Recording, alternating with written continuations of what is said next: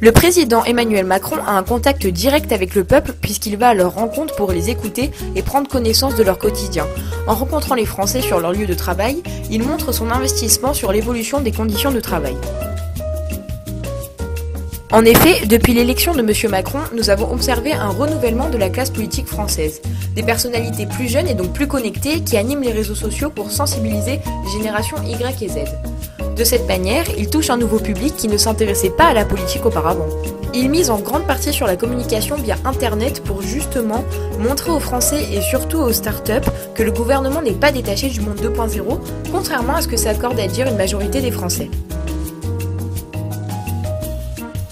Ces équipes récoltent grâce au moteur de recherche des informations et connaissent ainsi les sujets de préoccupation des Français et peuvent orienter leur stratégie de communication.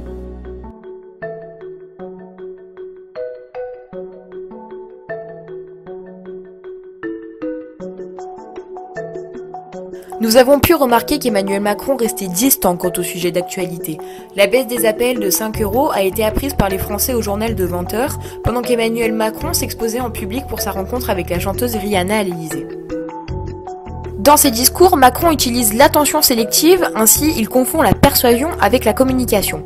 En effet, sur la question du maintien de l'état d'urgence, il déclare: en fonction des informations dont je dispose, il est hors de question de le lever. Les personnes étant donc pour le maintien de l'état d'urgence se réjouissent de cette annonce. Pour autant, il poursuit avec « Mais quand je serai élu, je réunirai une commission pour connaître l'état de la menace, la nature des risques encourus et les pratiques de l'état d'urgence. Les personnes étant contre le maintien de l'état d'urgence sont donc satisfaites dans l'idée qu'il va réunir une commission. » Parlons à présent de la parole rare, terme inventé par Jacques Pian, ancien conseiller de Jacques Chirac et François Mitterrand. Il y a un manque de stratégie dans sa communication car l'utilisation du digital ne brise pas l'écran pour aller au contact du peuple. Lors de ses apparitions, il reste vieux jeu et anti-moderne. Sans s'en apercevoir, Emmanuel Macron reproduit la même image que ses prédécesseurs. Les journalistes se plaignent d'un manque d'intervention. En effet, lors de ces entrevues, le président reste discret quant aux questions d'actualité, ce qui a pour répercussion de décevoir les journalistes. Ainsi, ils saisissent la moindre opportunité pour en faire la une des journaux, comme lorsqu'Emmanuel Macron envoya un message pour annoncer le décès de Simone Veil et que les journalistes se sont emparés de l'affaire. Finalement, il y a des opinions différentes au sein du parti En Marche.